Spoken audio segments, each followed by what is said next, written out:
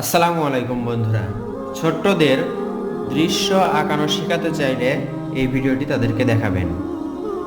এভাবে একটি প্রথমে ত্রিভুজ আঁকতে হবে।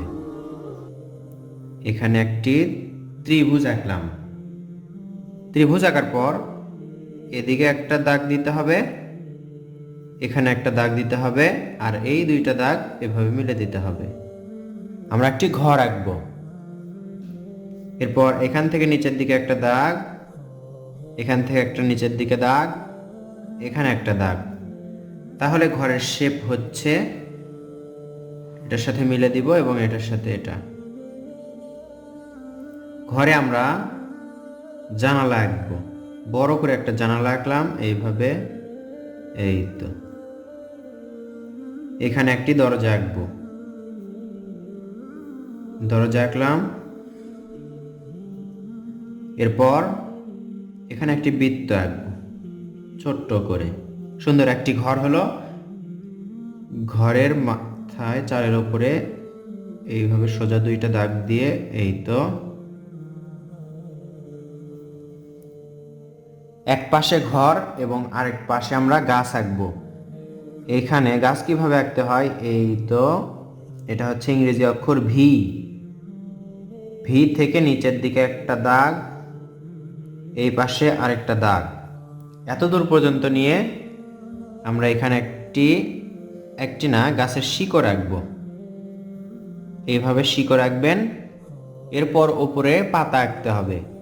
এই তো ঘুরে ঘুরে এইভাবে একটা ঝোপ, পাতার ঝোপ আঁকলাম। এই পাশে আরেকটা ঝোপ আঁকবো। এইভাবে ইচ্ছা মতো আপনি আঁকতে পারেন।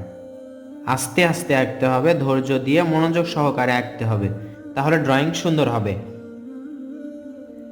এখানে ওপরে এইভাবে,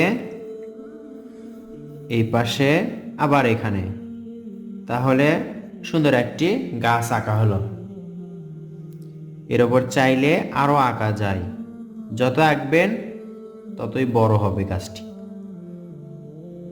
এরপর স্কেল দিয়ে অথবা হাত দিয়ে সোজা একটি দাগ আঁকতে হবে। দেখুন এইভাবে আমরা এখানে স্কেল ধরলাম। এই তো, এখানে সোজা করে স্কেল ধরে এখান থেকে একটা সোজা দাগ, এখান থেকে একেবারে যতদূর যায় শুধু গাছের এইটুকু বাদ রেখে সোজা একটা দাগ টানলাম। এরপর আমরা উপরে পাহাড় আঁকবো। এইভাবে এত দূর তুলে দিয়ে নিচের দিকে নামাই নিয়ে আসবো একটা পাহাড়। এখান থেকে এভাবে তুলে দিব। যদি এত দূর নিয়ে এসি, এটা দেখুন এইভাবে করে এখান থেকে এটা লাগাই দিব, তাহলে দুইটা পাহাড় হয়ে গেল। পাহাড়ের নিচে যদি আমরা একটু ঝাউ গাছ আঁকি, দেখতে কিন্তু সুন্দর হবে। তার আগে আমরা এখান থেকে দেখুন এইভাবে একটা দাগ নিয়ে আসবো এত দূর, আবার এইখানে যাব, এইভাবে নিচের দিকে নিয়ে আসবো, এইভাবে যাব, আবার এইদিকে নিয়ে আসবো, আবার এখান থেকেই নিচের দিকে আসবো, একই রকম করে যেভাবে ওই পাশে করেছি সেই রকম করেই।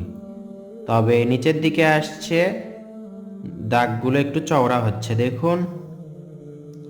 এই তো, এই দিক থেকে যত আসছে নিচের দিক একটু চওড়া হয়ে আসছে। এটা আমরা নদী আঁকলাম। ডাবল করে দিলেই নদীর পাড়টা বোঝা যাবে। এই তো, এক পাশেরটা হলো, এখন এই পাশেরটা, সরি এটা না, এই নিচেরটা আমাদের করতে হবে। এটা, এই তো হয়ে গেল। ধরা যায় এখানে পাহাড়ের ওপর থেকে এদিকে বেয়ে আসছে সুন্দর একটি নদী। নদীতে কিছু আঁকার প্রয়োজন নেই, বেশি আঁকলেই বাচ্চাদের কঠিন হয়ে যাবে। এখানে শুধুমাত্র আমরা একটি সূর্য আঁকবো। অর্ধবৃত্ত এঁকে সূর্য আঁকা যায়। এইটা একটা, এইভাবে একটা ছোট একটা বড়, এভাবে ছেড়ে দিলে দেখতে কিন্তু অনেক সুন্দর লাগবে। দেখুন আমি দিচ্ছি যেরকম করে, সেইভাবেই দেওয়ার চেষ্টা করবেন। একটা ছোট করতে হবে, একটা বড়। এই হলো সুন্দর একটি দৃশ্য। আশা করছি এই ভিডিওটি দেখে আপনি শিখতে পারবেন বা আপনার সোনামণিদেরকে সহজ কৌশলে এই ভিডিওটি দেখে তাদেরকে বোঝাতে পারবেন। ভিডিওটি কেমন লাগলো অবশ্যই কমেন্ট করে জানাবেন। যদি উপকারে আসে তাহলে ভিডিওতে লাইক করবেন এবং শেয়ার করে রেখে দিবেন। ধন্যবাদ সবাইকে। আসসালামু আলাইকুম।